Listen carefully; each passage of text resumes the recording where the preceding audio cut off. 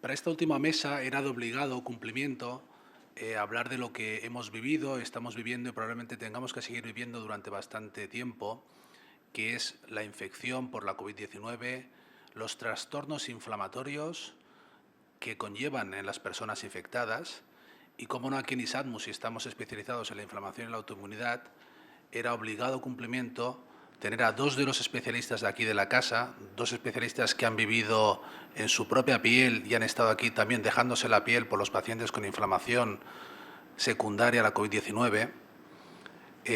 La primera ponente es la doctora Suárez. La doctora Suárez pertenece al Servicio de Medicina Interna y ha estado al pie del cañón durante más de 2 meses y medio atendiendo a pacientes con SARS-CoV-2. Y el título de la charla es un título muy indicativo, ¿no? Es la tormenta perfecta, ¿no? Ella nos intentará explicar y nos va a hablar de lo que es una tormenta inflamatoria, la tormenta perfecta por la COVID-19. No sé si tenemos ya conectada a la doctora Suárez y ya puede intervenir ya.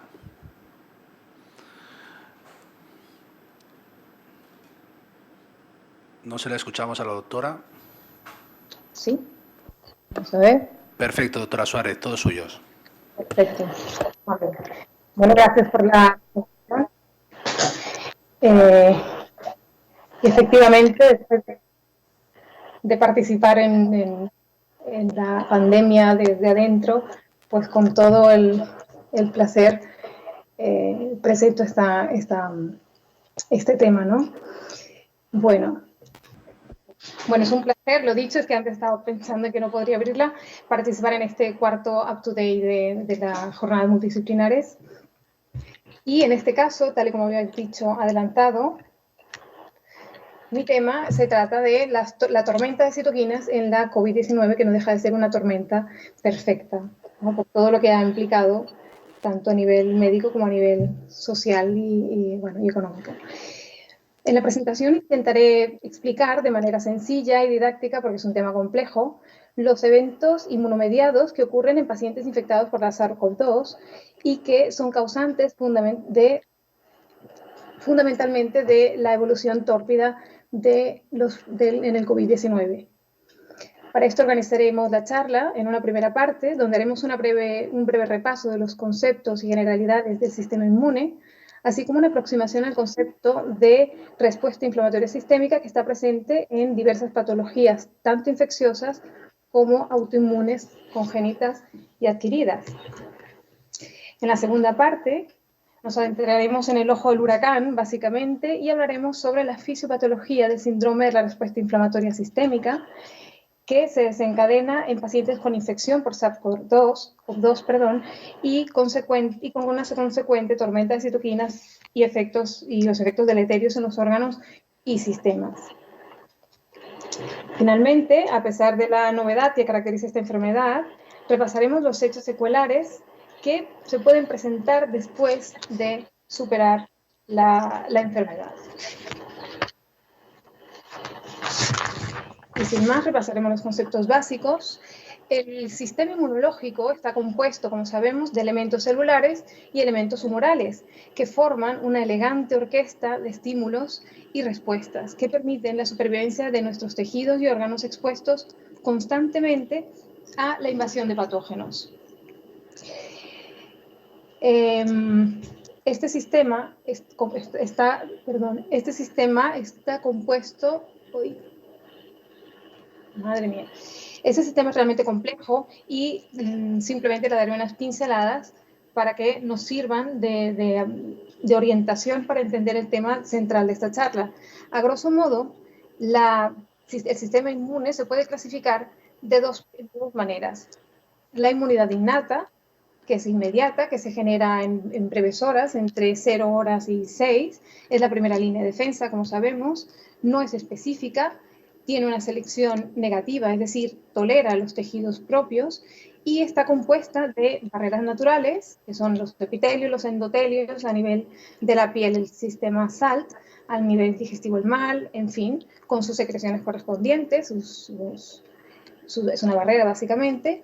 Luego están los fagocitos, el complemento, las células natural killer, que son los que conforman los componentes celulares. Y luego tenemos los componentes solubles, que son las proteínas efectoras y que están circulando por la sangre, como son el complemento, que se encarga de la destrucción de microorganismos, opsonización, activación de leucocitos, a través de la vía, que se activa a través de vía clásica, alternativa, y las lectinas, como sabemos. Factores de coagulación, que también intervienen, que también son componentes de este sistema inmunológico, formándose seroaglutinación, trombosis, lisis, en fin, y las dichosas citoquinas, que son muchísimas, son varias, pero principalmente estaremos hablando de la interleuquina 6, la interleuquina 1, la 8, la 21, el factor de necrosis tumoral, en fin. Entonces, por otra parte, tenemos la inmunidad adaptativa o adquirida, como su nombre lo indica, porque se desarrolla a raíz de la exposición a un antígeno o una nosa extraña.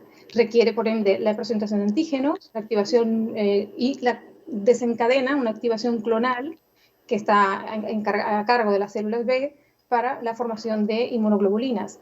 Actúa frente a una diversidad de estímulos patógenos, pero con una especificidad. O sea, forma una respuesta inmunológica específica ante diversos agentes. Confiere inmunidad, por lo tanto, una memoria celular y está autorregulada. No tampoco, o sea, tiene una tolerancia también con los tejidos propios. Tiene el componente celular, que son los linfocitos T y los linfocitos B. Los linfocitos T, tanto CD4 CD8, con sus tipos T1, T2, T3, los CD4, y las células beta, los linfocitos B, que son los que forman el componente humoral de esta inmunidad adaptativa, que son las inmunoglobulinas o los anticuerpos. La respuesta inmune está realmente muy bien regulada, sea por el estímulo que se haya desencadenado o por la vía que se active, y se lleva a cabo, como dije antes, en un perfecto equilibrio entre los sistemas de activación y los sistemas de control de esta reacción inmune, así como de una tolerancia con los tejidos propios. Existen diferentes mecanismos para regular esta respuesta inmunológica de manera muy precisa y a diferentes niveles. No profundizaré en ellos porque realmente no son el objetivo de esta presentación, pero debemos tenerlos en cuenta para entender de qué manera el sistema inmunológico puede llegar a descontrolarse. Estos sistemas de regulación son por la naturaleza, o sea, se puede regular por la naturaleza, la dosis y la vía de inoculación del antígeno, por la naturaleza de la célula presentadora, por las citoquinas, o sea, son los diferentes elementos que regulan esta respuesta inmune, los inmunocomplejos y los factores genéticos del huésped, así como una regulación neuroendocrina. Destacar de este sistema de regulación las citoquinas. Las citoquinas son estos elementos que tanto activan como pueden inhibir en un sistema tan perfecto o que debería funcionar de una manera tan equilibrada como el sistema inmunológico. Hablando de las citoquinas, son proteínas de bajo peso molecular secretadas principalmente por el sistema inmunológico, tanto del tipo adaptativo como del tipo innato. Están compuestas, son secretadas por diferentes grupos celulares, por lo cual se les puede agrupar de acuerdo a la función de la célula que las produzca. Entonces, de las citoquinas que estábamos hablando, que se clasifican según la célula que la produzca y las funciones, por lo tanto, que tienen a nivel sistémico, las que más vamos a comentar son el factor de necrosis tumoral alfa, la interleuquina 1 beta, la 12, el interferón alfa, y la interleuquina 6. Entonces, tienen múltiples funciones a nivel tanto local como a nivel sistémico. A nivel local, así como que también pertenecen o que se generan en la inmunidad innata, en el momento que se enfrenta el organismo a un antígeno, provocando o desencadenando la inflamación, la activación de macrófagos, la quimiotaxis, la opsonización y la fagocitosis. Y a nivel sistémico o en la inmunidad adaptativa, con la diferenciación de las células T, las secreciones de anticuerpos, la activación también de macrófagos y diferentes células del sistema inmunológico. Su actividad, que yo ni veo bien, su actividad la llevan a cabo a través de diferentes formas. No sé si lo veis bien, lo voy a intentar leer yo.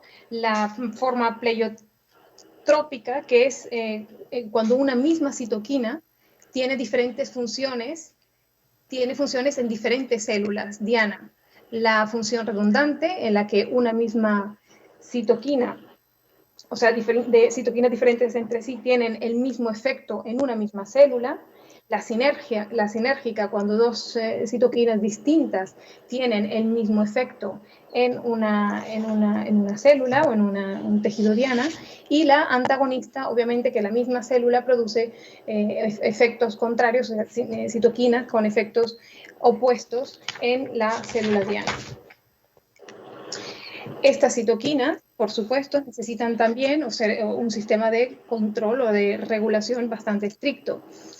Entonces, se llevan a cabo de diferentes maneras y una de las más importantes es la presencia o la secreción de citoquinas inflamatorias por un lado y antiinflamatorias por otro.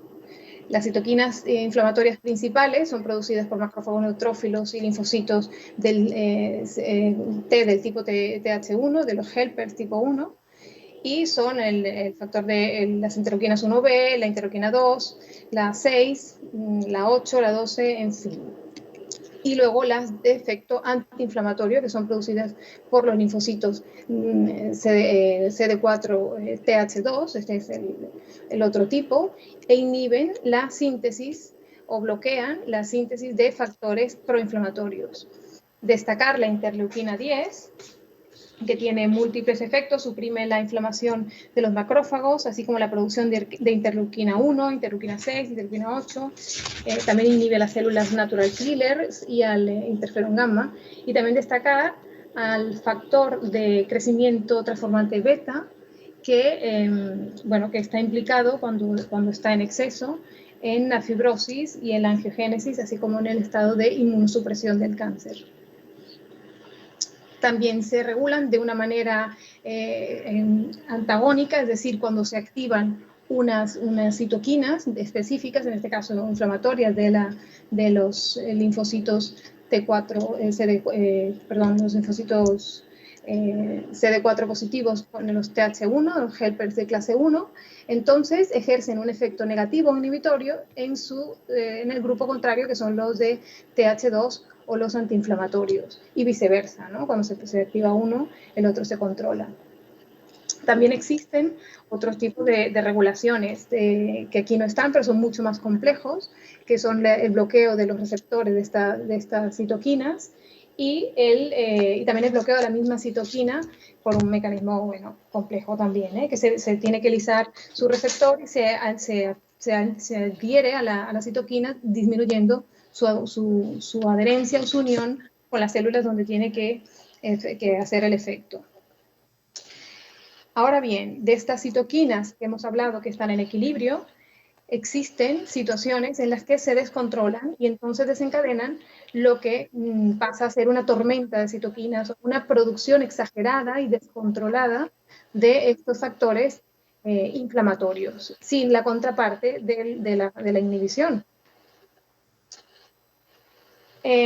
Consiste en una producción, por lo tanto, exagerada de citoquinas que conlleva a una secuencia de eventos fisiopatológicos y que acaban expandiendo y perpetuando el estado inflamatorio a nivel sistémico, ocasionando finalmente daño tisular extenso, con una repercusión multiorgánica grave y de difícil manejo.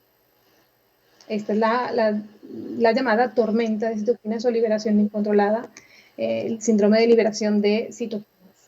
Obviamente tiene que haber una predisposición o tiene que haber unas circunstancias para que esta tormenta se manifieste, y los propuestos son una predisposición genética, tengo feedback, del paciente, un background de actividad inflamatoria previa, o sea, una exposición previa o una situación inmunológica preexistente en la que haya niveles elevados per se de interleuquinas proinflamatorias. Por lo tanto, cuando se exponen al trigger, que suelen ser infecciones, tanto de protozoos, bacterias y virus, se desencadena una especie de descontrol en la producción, en la cual entran como en un círculo vicioso de producción y activación, tanto los macrófagos como los linfocitos CD8, y están incrementados obviamente todos los niveles de citoquinas inflamatorias con una inhibición de los sistemas de control que antes habíamos comentado.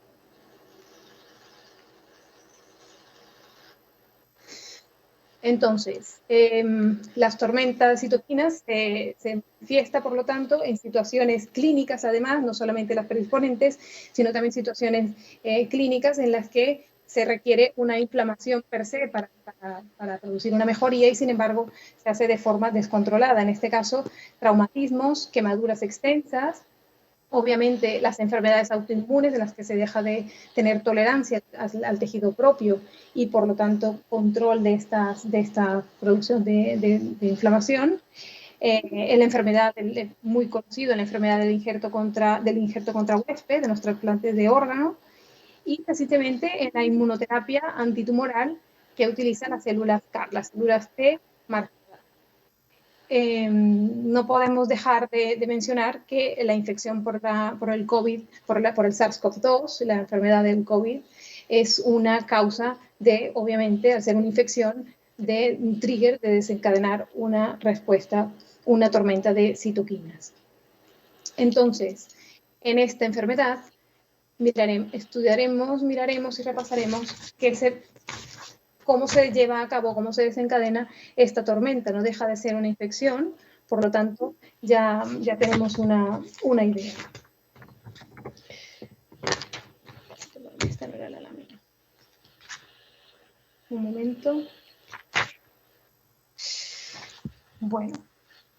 Como sabemos, no entraremos en los antecedentes de la infección por el SARS-CoV-2, pero sí sabemos que no es algo novedoso, no es algo nuevo en el sentido de que es un virus que existe desde los años 60 o un poco antes inclusive, pero que se caracteriza, los beta coronavirus se caracterizan por tener una patogenicidad muy importante, sobre todo a nivel del sistema respiratorio bajo, a diferencia de otros coronavirus y de otros virus respiratorios que atacan el sistema respiratorio superior, así como una tasa de contagiosidad muy elevada. Por otra parte, una tasa de mortalidad importante. En el caso del MERS, por ejemplo, del MERS-CoV, del síndrome respiratorio del Medio Oriente, en Arabia Saudí, tenía un 34% de mortalidad. Ahora en la pandemia actual, estamos viendo que los casos que evolucionan de manera descontrolada y por lo tanto de manera infausta no son muchos, pero, no son despreciables, obviamente, un 5 o un 10%, y que 90-95%, también con el MERS-2 y el SARS-CoV-2 se veía lo mismo, evoluciona de manera favorable. Bueno, en la infección del SARS-CoV-2 se pueden diferenciar tres fases que se solapan entre sí, obviamente, y que en algún momento pueden hacer un cambio. En primer lugar, un cambio en el curso de la enfermedad. En primer lugar está la fase de infección, en la que los síntomas son leves, son de una infección de vías respiratorias. En la segunda, y que obviamente se desencadenan todos los mecanismos del sistema inmune innato y que en cierta forma, en el 95% de los casos aproximadamente, controlan esta infección sin llegar a pasar a una segunda fase.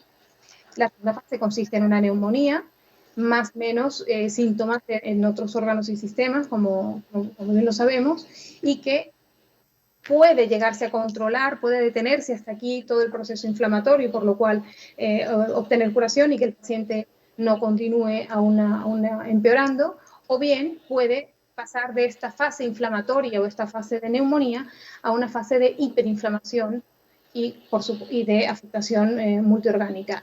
Este cambio de fase o este empeoramiento progresivo está determinado por esta tormenta de citoquinas o este descontrol que se genera del sistema inmunológico que se genera en los pacientes con SARS-CoV-2.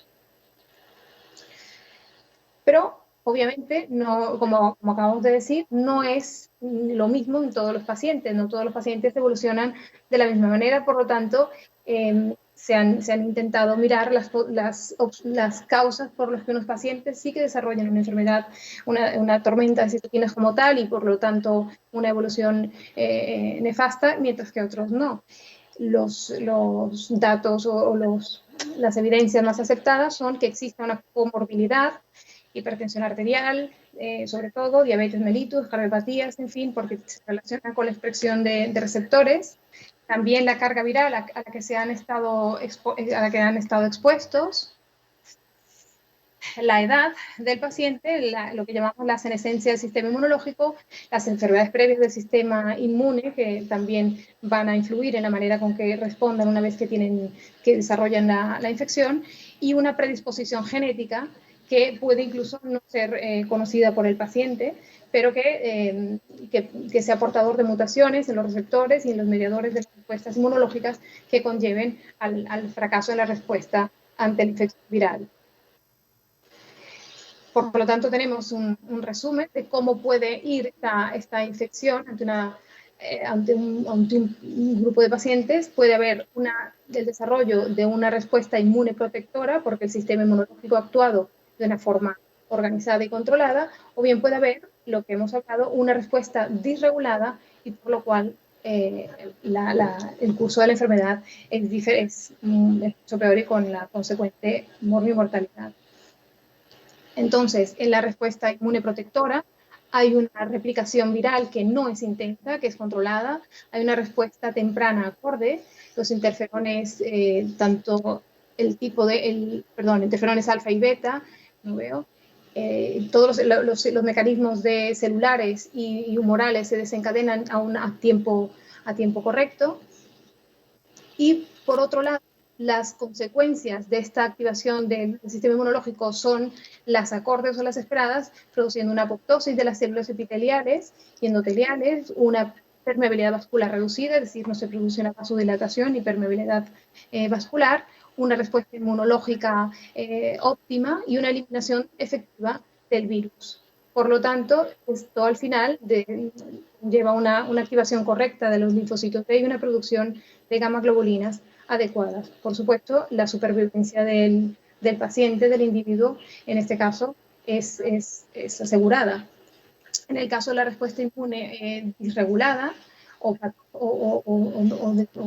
descontrolada, la aplicación está involucrada una replicación viral intensa, que es un factor ajeno al paciente, pero que por una parte y por otra parte, al no tener un control sobre esta replicación viral, pues también está mucho más elevado la carga viral, la replicación.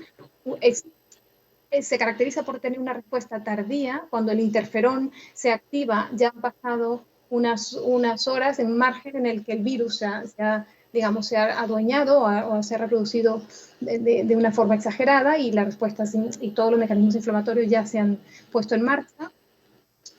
Hay mayor respuesta inflamatoria, mayor producción de citoquinas, obviamente, con infiltrado de monocitos, macrófagos, neutrófilos. Las quimiosinas y las citocinas proinflamatorias están exageradamente activadas, y en estos casos la apoptosis de las células epiteliales y endoteliales está incrementado. Esto también favorece a que se perpetúe el estímulo de inflamación.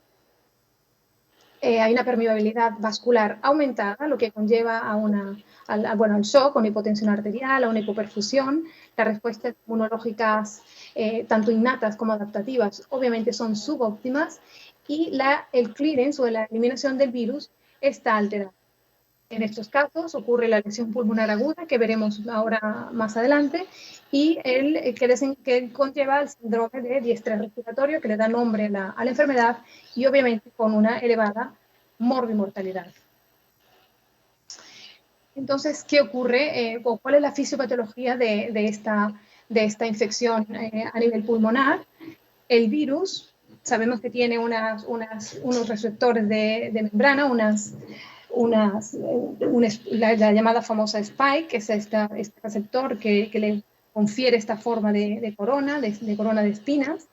Luego tiene la proteína M, la de membrana, luego tiene la proteína E de estructura, y luego la N, la nuclear. Pero es la del spike la que utiliza para la adherencia o para acoplarse con su receptor a nivel del neumocito tipo 2, que es la de la angiotensina 2. Este receptor no está solamente presente en el neumocito, sino que también está presente en muchos órganos del cuerpo, como lo sabemos, en los túbulos contorneados del riñón, a nivel intestinal, del endotelio del cerebro, perdón, del sistema nervioso central y de muchos otros órganos. Sin embargo, en el 83% de los neumocitos está presente, por lo cual es el órgano que más receptores tiene para este tipo de virus. Una vez que se adhiere o que se encuentra esta spike al receptor, se ha visto que también hay un cofactor, un correceptor, que aquí no está, en la mayoría de las diapositivas no está puesto todavía, que cliva esta proteína S y que favorece la entrada del complejo del receptor de la angiotensina 2, o sea, de la AC2, hacia el interior del neumocito.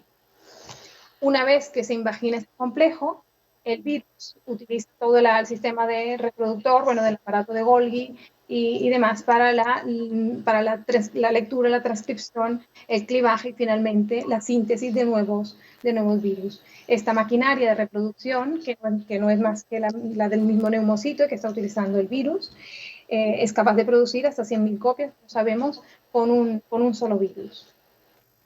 Es importante destacar que una vez que la célula invade al neumocito, o sea, se adhiere al receptor, este receptor también se invagina, por lo cual disminuye la presencia de la enzima angiotensina 2 en el epitelio del neumocito, y esto más adelante veremos las implicaciones clínicas que tiene.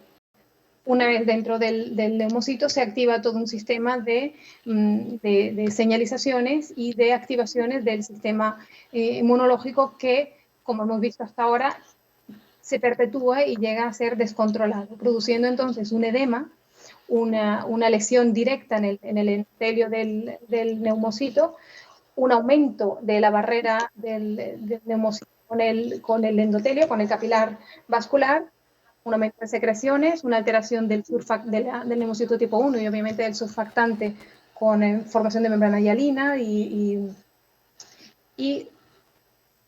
aquí está, de membrana hialina, y luego una lesión del endotelio, del vaso sanguíneo, del capilar pulmonar, produciendo una inflamación también a nivel del vaso sanguíneo con formación de trombos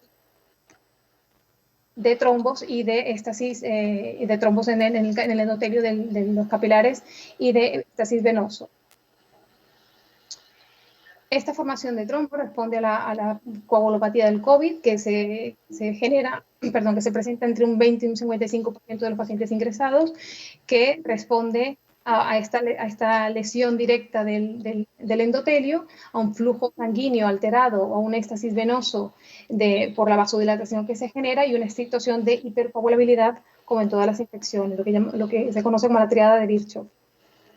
A nivel analítico, pues tenemos marcadores que son muy, muy importantes porque nos indican qué paciente está entrando en esta situación de tormenta de citoquinas y por lo cual es un predictor de una evolución tórpida, como son los niveles séricos elevados del dímero D, el tiempo de protrombina prolongado, la trombocitopenia por consumo, los niveles reducidos de hidrógeno también por consumo y obviamente datos clínicos de hipoperfusión. Estos hechos se asocian con un empeoramiento, un peor pronóstico.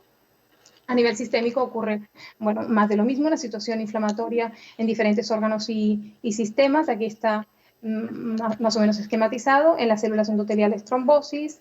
en el miocardio, miocarditis. Los enterocitos obviamente producen síntomas digestivos, diarreas, en fin, los riñones, la inflamación a nivel de los túbulos y de los podocitos conllevan a fallo renal.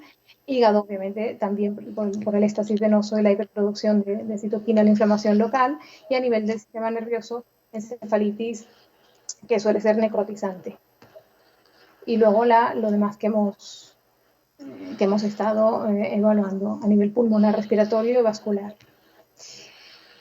Bueno, ya para acabar, los aspectos cruciales de la tormenta de citoquinas asociadas al COVID, destacar, en primer lugar, que es mandatorio la identificación temprana de los casos que podrían evolucionar peor a lo que sería un síndrome de liberación de citoquinas, y para esto se debe realizar determinaciones de parámetros inflamatorios que hemos visto anteriormente, que son la ferritina, el edímero, la proteína C reactiva, los niveles de plaquetas y en algunos centros la medición de la interleuquina 6, porque se ha determinado, se ha visto que concentraciones disminuidas de interleuquina 6 en los pacientes con COVID-19 grave, que ocurre por agotamiento en la producción de esta citoquina o por fallo primario, predisponen, o sea, dificultan a la eliminación del virus y por lo tanto perpetúan el proceso inflamatorio. Por otra parte, la presencia de ácidos, también se ha determinado que la presencia de ácidos nucleicos virales en la respuesta, en las células, perdón, del huésped, desencadena una activación importante de sustancias proinflamatorias, citoquinas, o sea, las citoquinas, y por parte de las células del sistema de defensa, estos ácidos nucleicos virales son los restos de virus que permanecen en algunos pacientes. Vemos al cabo de unas semanas, incluso meses, que persisten una PCR positiva, por lo cual tienen aún restos virales que se comportan como estimuladores. También otro hecho a destacar y que se está estudiando es la invaginación del complejo del virus receptor de la angiotensina 2, como les había explicado anteriormente, que representa una disminución en la disponibilidad de esta enzima y por lo cual se acumula la angiotensina 2 a nivel de neumocito, con los efectos deleterios que tiene esta enzima, que son la vasoconstricción, el daño en el endotelio. Queda por determinar, otro aspecto, que aún queda por determinar si los polimorfismos si los receptores de la angiotensina 2 presentan estos polimorfismos y que este polimorfismo podría estar involucrado en una sensibilidad distinta entre un paciente y otro a la infección por SARS-CoV-2. Por otra parte, la entrada del virus en la célula, también para la entrada en sí del virus también es necesaria una proteasa, un cofactor de la proteína Spike, que es la serina proteasa transmembrana, que es la que le había explicado antes, y que en algún estudio se ha visto que inhibiendo esta enzima se disminuye también la entrada del virus a la célula, por lo cual es otro efecto crucial y de momento que está sobre la tabla, sobre la mesa. Finalmente, el desarrollo de la inmunidad después del contagio, obviamente que es un tema que está absolutamente vigente, no sabemos exactamente la inmunidad, en qué sitio estamos, en qué punto estamos parados, y es un tema incierto. Para terminar, bueno, sí, hablamos de que se trata de una tormenta, de una situación descontrolada e inflamatoria, pero después de la tormenta normalmente llega la calma y sin embargo no siempre.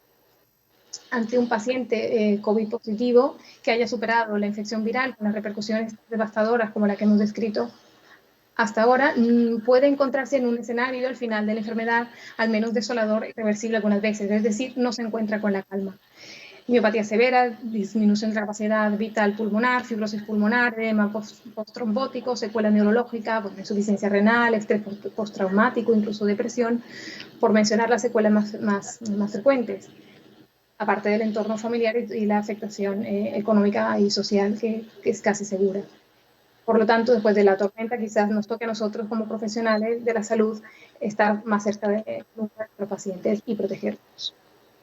Bueno, disculpar. Fantástica presentación, doctora. Realmente es un tema que hemos puesto en un reto, ¿no? Porque concretar y sintetizar toda la fisiopatología es muy difícil.